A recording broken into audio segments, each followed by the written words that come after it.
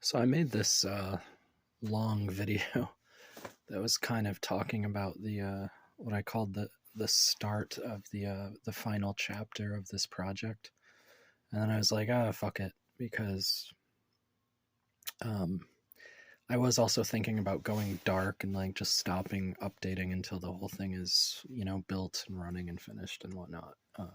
Then I had an update on my health and some plans for the future, but anyway, so this may have been in one video, uh, at least on my YouTube. Um, but I haven't been out here, kind of a long break because it's not a heated garage. And so now it's starting to heat up again, which is nice in the middle of February. So I'm kind of getting rolling onto this and finishing a lot of the job on the top end of the engine and getting those ready so we can get rolling with this. Anyway, so what's going on here?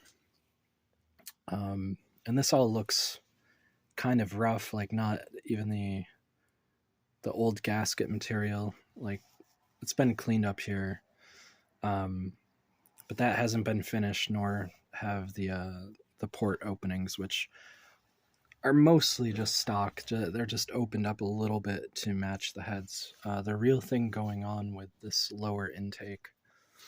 Again, this is a 5.0 truck engine, so same as the F-150 in the Econo line. This particular style lower is usually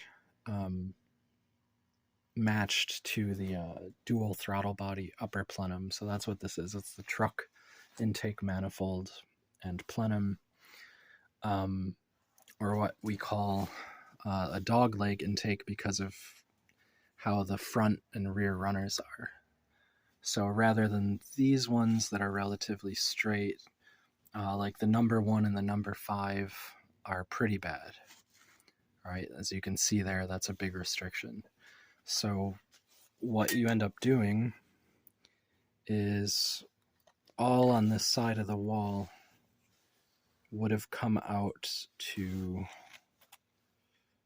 I don't know, probably almost this far, like over a 1/4 inch. A lot of aluminum had to come off of that. So basically, it obviously still has that shape, but by taking back the ceiling and kind of eliminating that dog leg turn is, it's opening up. I've seen flow tests where this opens up about 100 cubic feet per minute.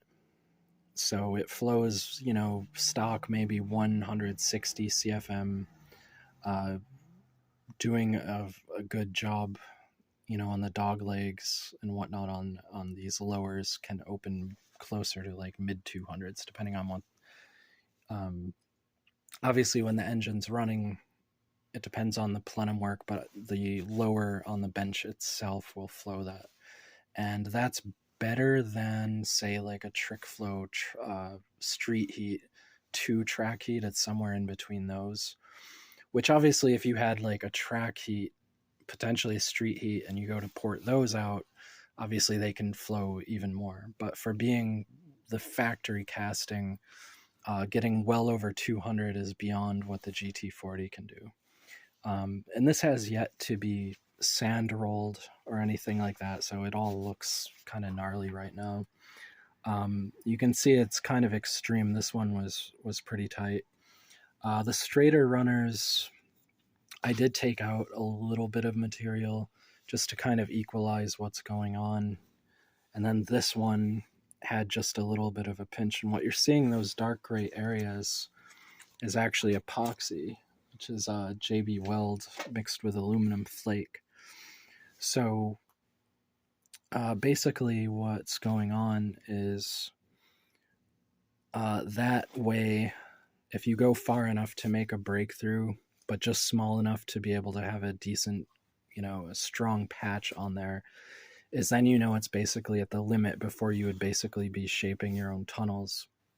And the only reason I wouldn't want to go that far with especially a build for a truck, is any loss in potential velocity, losing any low end torque is not the greatest thing, even though we're running high stall and whatnot. Is the whole idea here from the intake to the heads is to maintain the engineered, um, purpose of long runners. More velocity equals more torque. Let me see if I can flip this over. But yeah, what you're looking at, those small gray areas are where I got to a hole. And, there's guys that may take this entire wall down and then they'll put a form in and then they either weld or use epoxy like JB Weld. And in this instance, where you have control over prepping the metal, like JB Weld is perfect for this.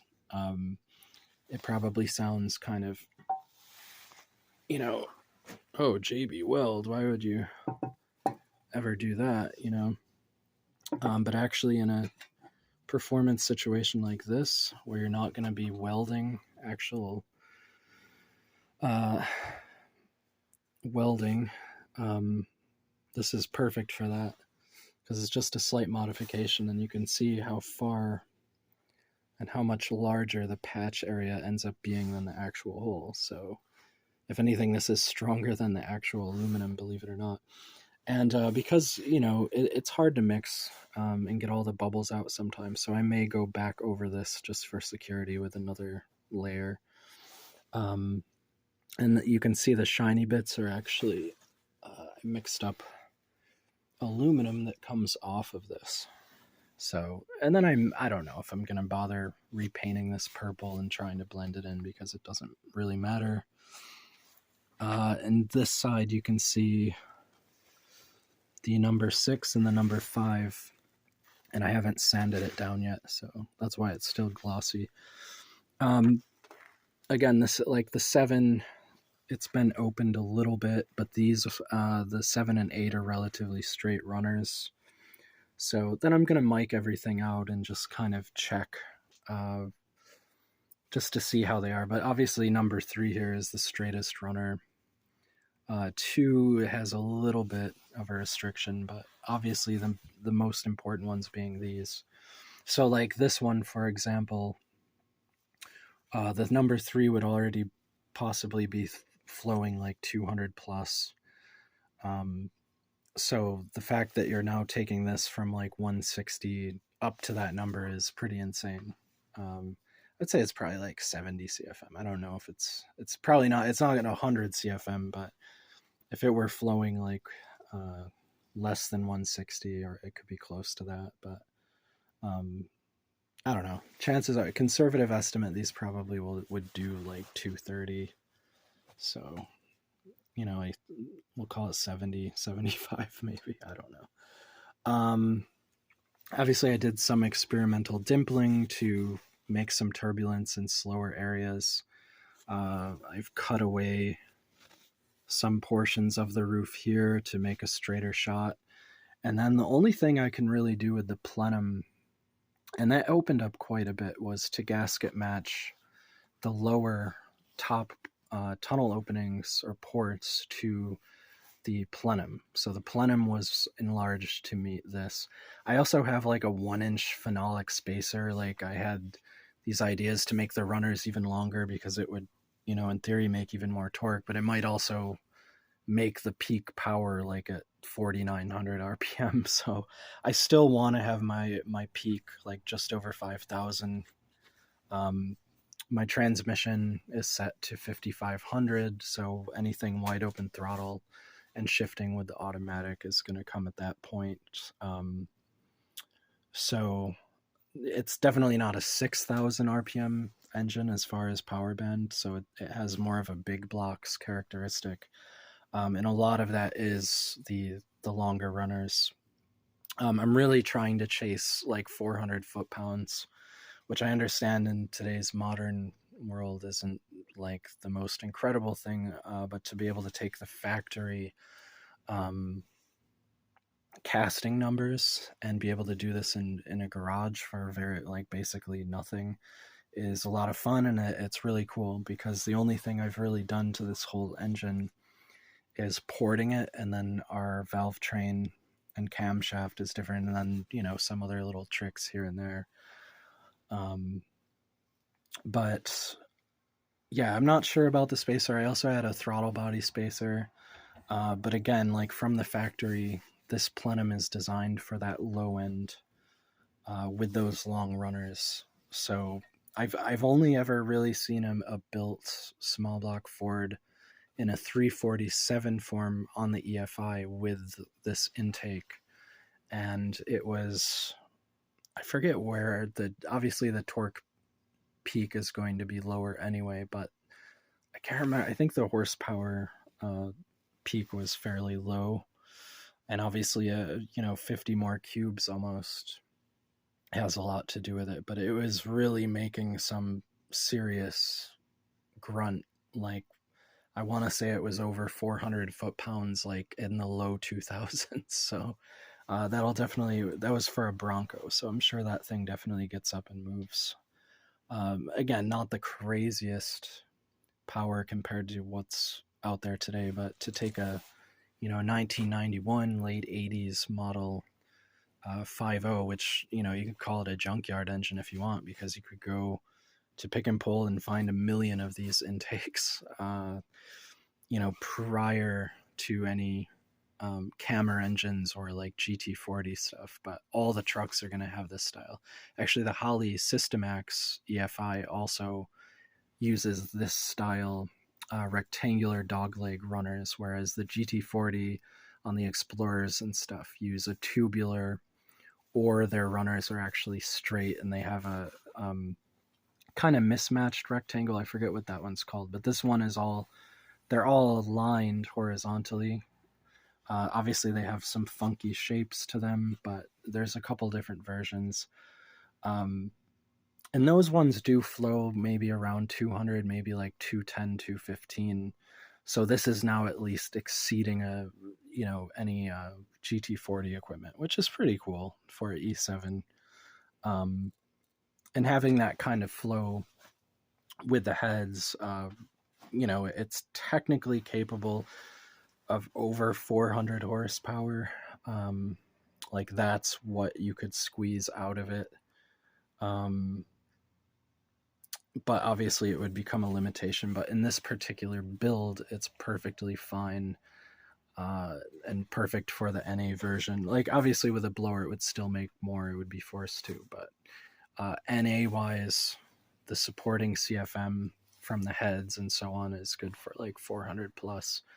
And from there, maybe, if it were a roller engine, that would be a completely different story, because that's basically what you would need to have to get over that hump, at least with that particular camshaft. And I'm not going to start, but like I could talk about for an hour about that. But using E7s, even ported, and even if you had larger valves, which in this case I wanted more velocity anyway, so at least in the case of the exhaust, the smaller valve isn't such a bad thing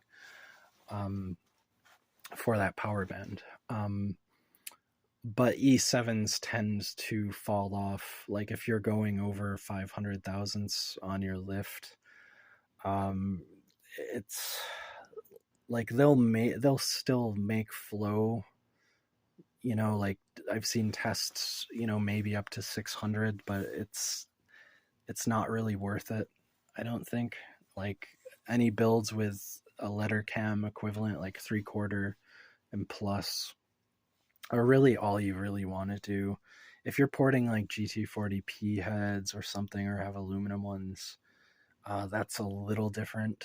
But the E7s, there's stock valves importing, there's really no sense to have a cam over 500 thousandths. So at the same time, even with that, is you're now exceeding LS1 power with a NA302 with like a 9-to-1 compression. So it's not going to quite have the torque of a 350 or a 351 equivalent engines, but at the same time, the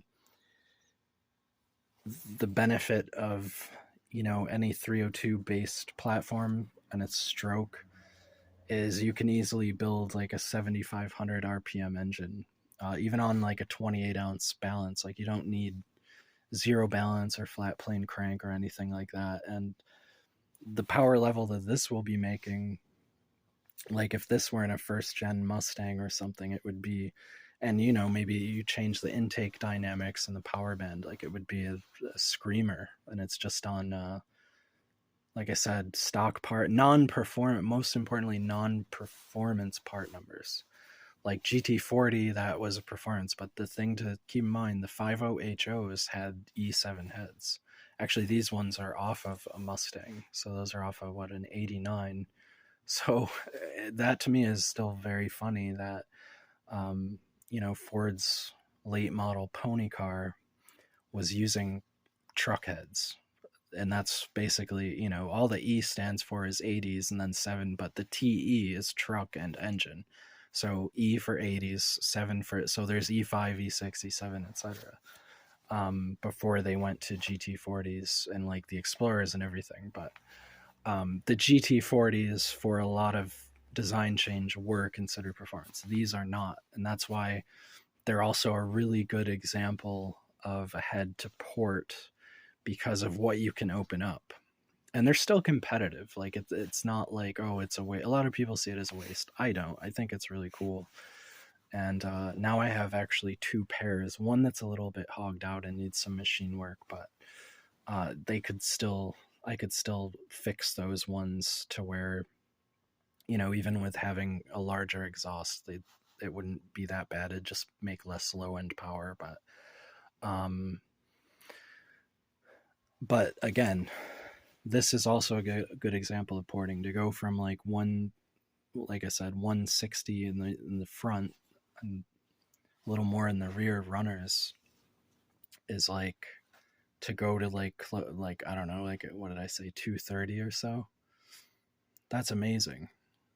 Like that's, trust me, it's well worth buying a whole, like a flex shaft grinder, aluminum bit, and just go to town. This was so much easier than E7s too. So much less involved. You just cut that dog leg away, and if you want to take them to the max, it's not. If you can chew up bubble gum and clean a surface, you can use epoxy. And like I said, I'll probably put another layer on there just because, but the EGR could use some cleaning too. I do have all new EGR equipment for this, so this will be ready to go.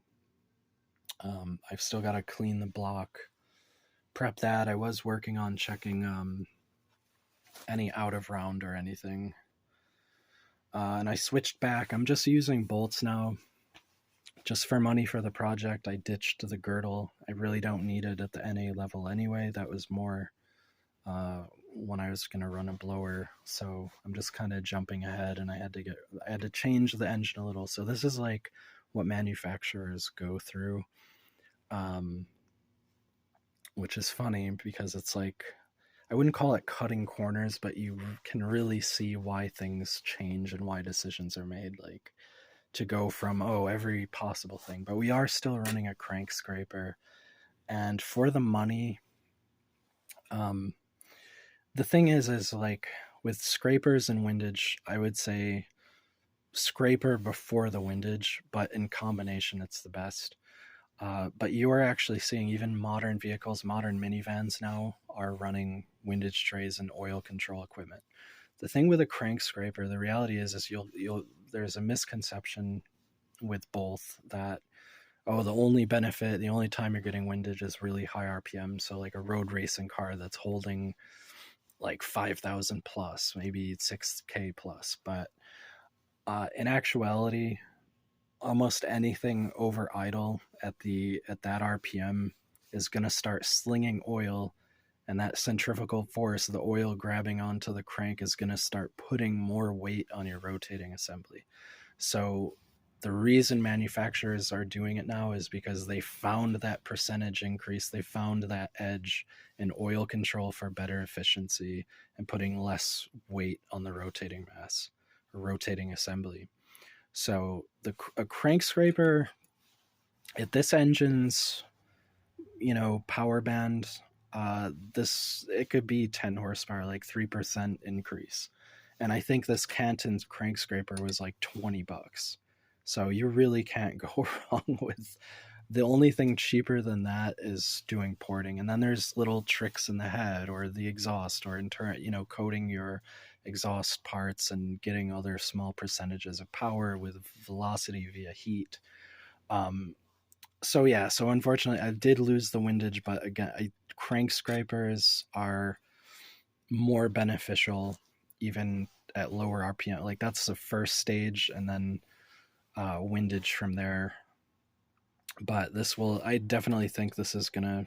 It's just unfortunate that I wouldn't be able to do like a back-to-back dyno, but um, that's not a ton. But every little 5-10 horsepower increase, and it's just good oil control, right? Because you're directing that oil right back to the oil pump to come through and do its job, lube the bearings, etc. So it's not just a performance. It's a performance modification if you're like me and you consider good oiling technically performance, right? Like even my lifters are technically a better grade lifter, like Micro Troll, Lunati lifters.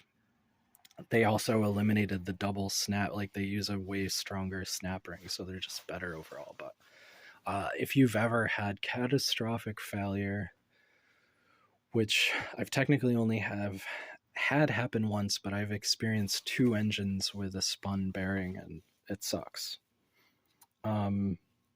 So oil control in this build, like that's so important. And the tolerances of a 302, the thing is it's pretty run of the mill. The tolerances aren't insane. They're not like like obviously you could set up with different bearings, but as far as how the engine is, blueprinted out, like what I got so far on my main tolerance and stuff like that, like it's a pretty hardy engine. I would say like a Chevy 350 and a lot of workhorse small blocks are very similar. Uh, so if you keep that in mind without assuming, oh, it'll run forever or it's bulletproof. Like it's still, if you're doing a ground up build like this, it does come down to the builder and the decisions. And while I could skip a lot of things here and there or not even like try and blueprint it, and it'd be okay, is think about how much farther along you'll be if you do take those potentially critical steps and do things like good oil control. Like then it'll truly last a long time, even being a higher performance build and maybe one that you're gonna run up a little more and have fun with. So anyway, so that's that. I'm waiting actually for a new. That's right. I'm waiting for a new rotary tools. The last thing I was using was this actually pretty old Harbor Freight rotary tool, which still works. And I can't remember what I was sand rolling with it, but it doesn't have a flex tool, so I had to order another 1/8" one to be able to finish some exhaust work on the heads. And then I have a whole how-to series for E7 heads that I made like in real time, the best that I could. Like it's hard to get camera angles. And then I'll get this thing cleaned up. We've still got to get a thermostat in this. Probably gonna go with 180 degree. May get some new sensors for this. But other than that, that's what I'm working on. I didn't really do anything artistic these cold months. I am getting over some. Hopefully, I'm getting over it. But I have Lyme disease. I just went through a month of antibiotics, and now instead of antibiotics, I'm taking like garlic pills every day. And so yeah, I had kind of a sluggish winter, but luckily we're in a warm up period, and I'm getting the garage organized and gonna get back to this and have the top end ready to go. I just got a bunch of new heater hoses in. Like I have all my engine hoses. Actually, I've got to plug this block. I've still got to put the rear plug in behind the cam, but I want to like clean the block the best I can, which is going to be tricky. I may have to wait until it's on the stand outside and do the whole short block in like one run, like clean the block, dry it, get the crank and cam in and stuff, and start assembly. Got some stuff to do on the van itself as well. Before that, but this is kind of like obviously the main thing. So hopefully I'll make some big progress with this weather here. So anyway, that's all for now. Sorry I always talk for so long, but I'm hoping that someone gets something out of it. And while we're still allowed to use gasoline before you start, people like me start building our own electric cars, well, we're getting shit on by the yuppie, I guess, bourgeois ignoramuses. Go find a junkyard small block and have some fun with a V8 while you're still allowed to, right? You're the people that should have the privilege to do this, not the people that don't understand how this works. I think they should be taking the bus. Shouldn't be allowed to drive a car unless you can build an engine. That's my opinion. So, all right, see you later.